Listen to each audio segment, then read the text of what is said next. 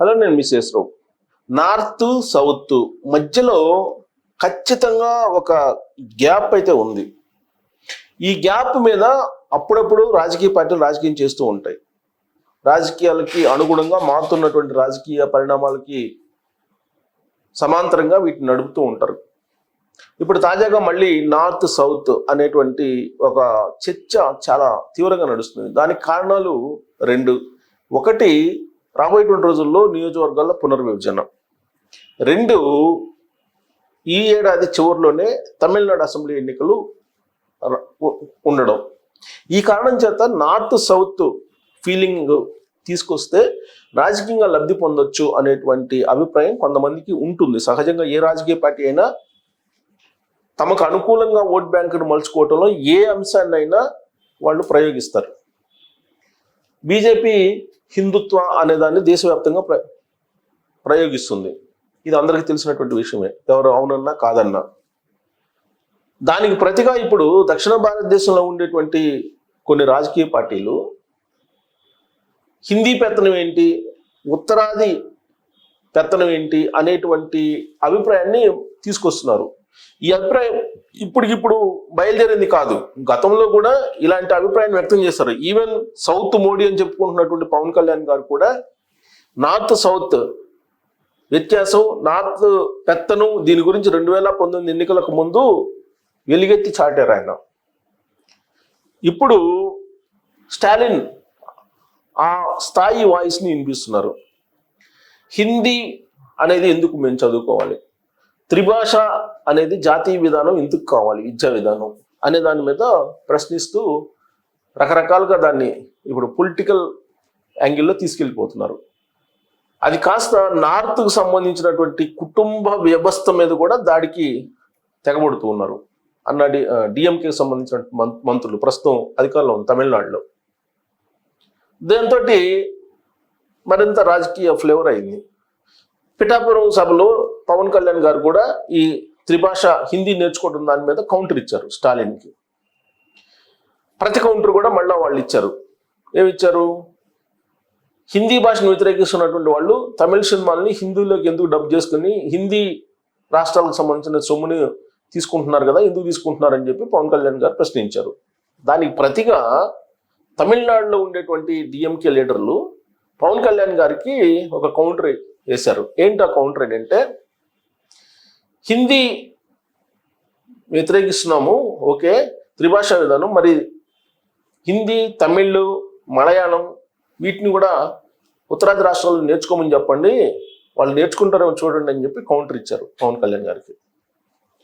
So ఇలా ఉత్తర దక్షిణ భారతదేశం సంబంధించినటువంటి వ్యత్యాసాలని, దక్షిణ భారతదేశం సెంటిమెంట్ని ఇప్పుడు కొంత ఫ్లేవర్ చేస్తున్నారు. బహుశా అందుకే కేసీఆర్ గారు ఆ మధ్యకాలంలో నన్ను ఓడించారు కానీ తెలంగాణ సమాజం, తెలంగాణ ప్రజలు, లేదంటే దేశంలో అగ్గి రాజేసేవాడిని అని చెప్పేసి అన్నారు. ఇలాంటిదే బహుశా రాజేసి ఉండేవాళ్ళేమో తెలంగాణ సీఎంగా 2023లో తెలంగాణ సమాజం అవకాశం ఇచ్చి ఉంటే. బట్ తెలంగాణ సమాజం అవకాశం ఇవ్వలేదు కాబట్టి దేశంలో అగ్గి రాజేయడానికి కేసీఆర్ గారికి అవకాశం లభించలేదు. తెలంగాణ వరకే ఆయన పరిమితం చేశారు. తెలంగాణలో కూడా ఫామ్ హౌస్కి పరిమితం చేశారు. ఆ రోల్ని ఇప్పుడు స్టాలిన్ తీసుకున్నారు. స్టాలిన్ గారు తీసుకొని దాన్ని వినిపిస్తూ ఉన్నారు. తెలుగు రాష్ట్రాల్లో కూడా కూటమిలో ఉన్నటువంటి పార్టీలతో పాటు అన్ని రాజకీయ పార్టీలు పునర్విభజనకు సంబంధించినటువంటి అంశాన్ని ప్రస్తావిస్తున్నారు. నియోజకవర్గాల పునర్విభజన 2029 లోపల జరగబోతుంది. అది జనాభా ప్రాతిపదికన జరుగుతుంది. అది జరిగితే ఉత్తర భారతదేశానికి సంబంధించిన రాష్ట్రాల్లో ఎక్కువ నియోజకవర్గాలు క్రియేట్ అయ్యేటువంటి అవకాశం ఉంది. దక్షిణ భారతదేశానికి దారుణంగా పడిపోయేటువంటి అవకాశం ఉంది. ఫలితంగా భారతదేశం ఐక్యంగా ఉన్నంత వరకు ఉత్తర భారతదేశానికి సంబంధించిన లీడర్లదే పెత్తనం ఉంటుంది, ఢిల్లీ పెత్తనం అనేటువంటి ఒపీనియన్కి వచ్చేసారు. అందుకే ఇప్పుడు దాని మీద తరచూ మాట్లాడుతున్నారు దక్షిణ భారతదేశానికి సంబంధించినటువంటి లీడర్లు. ఇదొక ఎత్తు అయితే, భారతదేశంలో ఉన్నటువంటి అన్ని రాష్ట్రాల నుంచి కేంద్ర ఖజానాకు జమ అవుతున్నటువంటి నిధులు ఏవైతే ఉన్నాయో అవి ఆయా రాష్ట్రాలకి కేటాయింపులు ఎలా జరుగుతున్నాయి, అలాగే భారతదేశం చేసేటువంటి అప్పుల్లో ఎంత షేరు దక్షిణ భారతదేశానికి వస్తుంది అనేది కూడా ఇప్పుడు సోషల్ మీడియాలో ప్రత్యేకించి వాట్సాప్ యూనివర్సిటీలో చక్కర్లు కొడుతుంది విత్ డేటా. ఏంటి అది అని అంటే ఎంత వివక్ష దక్షిణ భారతదేశం మీద అని అంటే ఈ లెక్క చూస్తే మనకు అర్థం అవుతుంది. ఈ లెక్క ఇప్పుడు వైరల్ అవుతుంది. ఇక్కడ చూడండి, మొత్తం డేటా తీసుకుంటే పన్నుల్లో 60% వాటా మొత్తం టోటల్గా భారతదేశంలో ఉండేటువంటి అన్ని రాష్ట్రాలకి అంటే మొత్తం భారతదేశంలో ఉండేటువంటి సంపద లేదంటే పన్నులు ట్యాక్సెస్ కలెక్ట్ అయ్యేటువంటి ట్యాక్సెస్లో 60% కేవలం 7 రాష్ట్రాలకు వెళ్తున్నాయి. మరి మిగతా రాష్ట్రాల పరిస్థితి ఏంటి? ఇక్కడ చూడండి, ఏ రాష్ట్రాలకు ఎక్కువగా వెళ్తుందంటే ఉత్తరప్రదేశ్, హైయెస్ట్ ఉత్తరప్రదేశ్ షేర్ ఉంది. దానికి ఇక్కడ చూడండి ఎంత వెళ్తుందో, 2,30,854 కోట్లు వెళ్తుంది. బీహార్కి 1,29,434 కోట్లు వెళ్తుంది. మధ్యప్రదేశ్కి 1,01,020 కోట్లు వెళ్తుంది. పశ్చిమ బెంగాల్కి 96,812 కోట్లు వెళ్తుంది. మహారాష్ట్రకి వచ్చేసి 81,292 కోట్లు వెళ్తుంది. రాజస్థాన్కి 77,547 కోట్లు వెళ్తుంది. ఒడిస్సాకి 58,279 కోట్లు వెళ్తుంది. ఇక్కడ చూడండి, టాప్లో అన్ని ఉత్తర భారతదేశానికి సంబంధించిన రాష్ట్రాలే ఉన్నాయి. ఈశాన్య రాష్ట్రం ఇది సరే, మన పక్క రాష్ట్రం దక్షిణ భారతదేశానికి సంబంధించి. ఇక తమిళనాడుకి వచ్చేసి హైయెస్ట్ 52,491. ఎందుకంటే కొంచెం సౌత్ వాయిస్ వినిపిస్తుంది కాబట్టి కొంచెం సంతృప్తి పరిచేలా తమిళనాడుకి ఇచ్చినట్టున్నారు. ఇక ఆంధ్రప్రదేశ్ 52,080 కోట్లు, కర్ణాటక 46,932 కోట్లు, గుజరాత్కు 44,757 కోట్లు, ఛత్తీస్గఢ్కు 43,844 కోట్లు, జార్ఖండ్కి 42,557 కోట్లు, అస్సాంకి 40,253 కోట్లు, తెలంగాణకి 27,050 కోట్లు. ఇది డేటా. అంటే టోటల్ అంటే వచ్చినటువంటి ట్యాక్సెస్లో వాటా. సో దీనికి సంబంధించి డిస్క్రిప్షన్, దేశం విధించి సేకరించిన పన్నుల్లో నుంచి తిరిగి వివిధ రాష్ట్రాలకు పంచుతున్న తీరు పైన ఇది ఆ డేటా ఇచ్చి ఒక పోస్ట్ సోషల్ మీడియాలో సంధిస్తూ ఉన్నారు దక్షిణ భారతదేశానికి సంబంధించినటువంటి వాళ్ళు.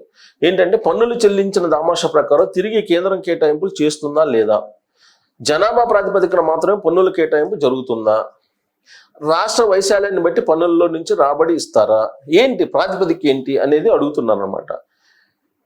నేను ఎందుకు అడుగుతున్నాను అంటే ఇది రాసిన అతను, ఈ పోస్ట్ చేసిన అతను చెప్తున్నాను అనమాట. నేను ఎందుకు అడుగుతున్నానంటే కేంద్రం 2026లో డీలిమిటేషన్ చట్టం అమలు చేస్తుంది. జనాభా ప్రాతిపదికన ఎమ్మెల్యే ఎంపీ సీట్లు పెంచుతారు.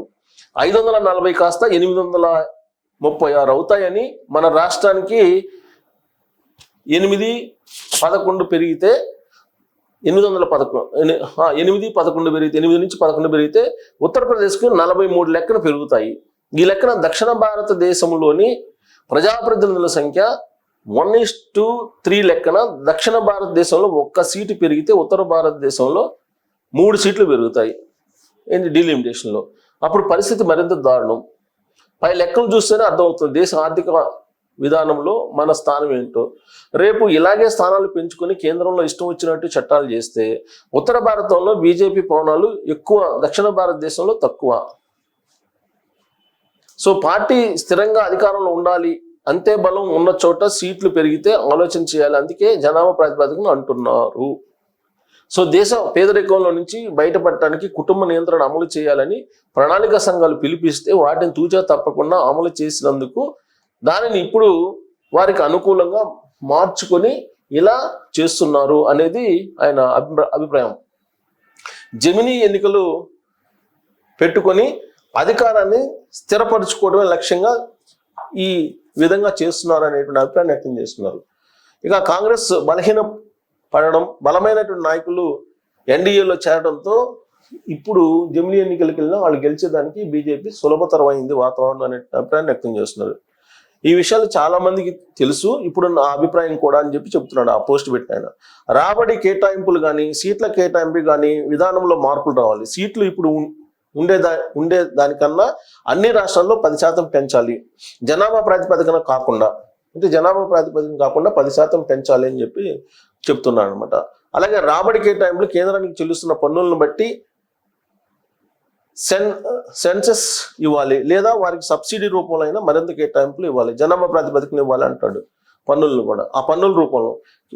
ఇక ఈ గురుతర బాధ్యత చేపట్టిన ఏకైక వ్యక్తి బాబు గారు మాత్రమే.